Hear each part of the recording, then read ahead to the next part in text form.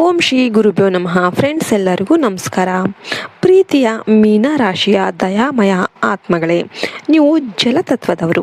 ಕರುಣೆ, ಕಲ್ಪನೆ, ಆಧ್ಯಾತ್ಮಿಕತೆ, ಭಾವನಾತ್ಮಕ ಆಳ ಇವು ನಿಮ್ಮ ಸ್ವಭಾವ. ನೀವು ಇತರರ ನೋವನ್ನು ತಕ್ಷಣ ಅನುಭವಿಸುವವರು.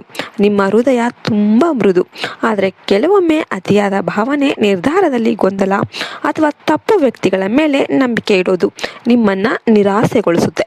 ಮಾರ್ಚ್ 3ರಿಂದ 5ರವರೆಗೆ ಬರುವ ಈ 3 ದಿನಗಳು ನಿಮ್ಮ ಭಾವನಾತ್ಮಕ ಸ್ಥಿರತೆ, ವೃತ್ತಿ ಸ್ಪಷ್ಟತೆ ಮತ್ತು ಆಧ್ಯಾತ್ಮಿಕ ಶಕ್ತಿಗೆ ಪರೀಕ್ಷೆಯ ಸಮಯ.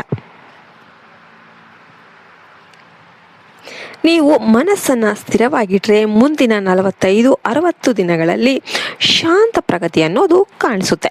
ಮಾರ್ಚ್ 3 ಭಾವನೆಗಳ ಪ್ರವಾಹ. ಈ ದಿನ ನಿಮ್ಮ ಮನಸ್ಸು ಹೆಚ್ಚು ಸಂವೇದನಶೀಲರ ಆಗಿರುತ್ತೆ. ಯಾರಾದರೂ ಮಾತು ನಿಮಗೆ ಬೇಗ ನೋವಾಗಬಹುದು, ಯಾರು ಮಾತಾಡಿದರೆ ನೋವಾಗಬಹುದು.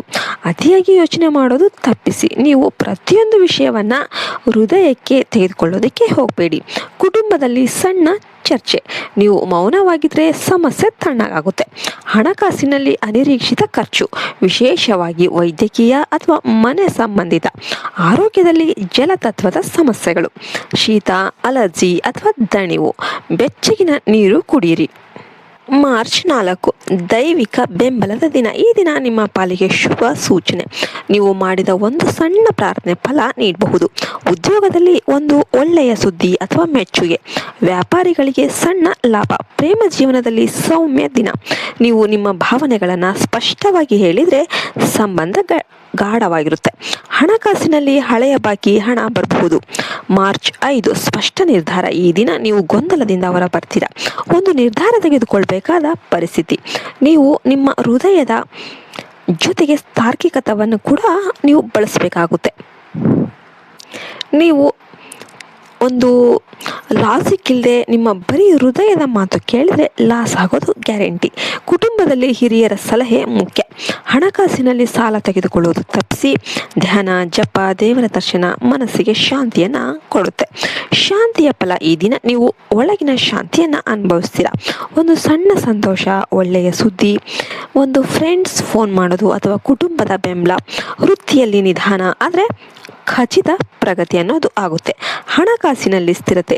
ಮೀನರಾಶಿಯವರಿಗೆ 3 ಗೋಲ್ಡನ್ ನಿಯಮಗಳು ಏನಪ್ಪಾ ಅಂತಂದರೆ, ಅತಿಯಾದ ಭಾವನೆಗೆ ಮಿತಿಯನ್ನು ಹಾಕಿ. ನಿರ್ಧಾರದಲ್ಲಿ ಧೈರ್ಯ. ಆಧ್ಯಾತ್ಮಿಕ ಅಭ್ಯಾಸ ಮುಂದುವರಿಸಿ. ಮೀನರಾಶಿಯವರೇ, ನೀವು ಕರುಣೆಯ ಪ್ರತೀಕ. ನಿಮ್ಮ ಹೃದಯದ ಶುದ್ಧತೆ ನಿಮ್ಮ ಬಲ. ಆದರೆ ಈ 4 ದಿನಗಳು ನಿಮಗೆ ಒಂದು ಸಂದೇಶ ಕೊಡುತ್ತವೆ.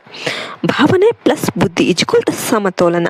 ನೀವು ಶಾಂತವಾಗಿ ಧೈರ್ಯದಿಂದ ನಡೆದುಕೊಂಡ್ರೆ ವಿಜಯ 80% 85% ಏರಬಹುದು. ಪ್ರತಿ ಬೆಳಿಗ್ಗೆ 11 ಬಾರಿ ಓಂ ನಮಃ ಶಿವಾಯ ಮಂತ್ರವನ್ನು ಜಪಿಸಿ. ಗುರುವಾರ ದೇವಾಲಯದಲ್ಲಿ ಹಳದಿ ಹೂ ಅರ್ಪಣೆ ಮಾಡಿ. ಇದರಿಂದ ಶುಭವಾಗುತ್ತೆ. ನಿಮ್ಮ ಮನಸ್ಸು ಶಾಂತವಾಗಿರಲಿ, ನಿಮ್ಮ ಹೃದಯ ಸಂತೋಷವಾಗಿರಲಿ, ನಿಮ್ಮ ಜೀವನದಲ್ಲಿ ದೈವಾನುಗ್ರಹ ಅರಿಲಿ ಅಂತ ನಾನು ಆ ಶಿವನಲ್ಲಿ ಕೇಳ್ಕೊಳ್ತಾನೆ. ಎಲ್ಲರೂ ಕೂಡ ವಿಡಿಯೋಗೆ ಒಂದು ಲೈಕ್ ಕೊಟ್ಟು ಓಂ ನಮಃ ಶಿವಾಯ ಅಂತ ಕಮೆಂಟ್ ಮಾಡಿ. ಮತ್ತೆ ಮುಂದಿನ ವಿಡಿಯೋದಲ್ಲಿ ಸಿಗೋಣ. ಜೈ ಹಿಂದ್, ಜೈ ಭಾರತ್ ಮಾತೆ. ಹರಿ ಓಂ ತತ್ಸತ್. ಸರ್ವೇ ಜನೋ ಸುಖಿನೋ ಭವಂತು.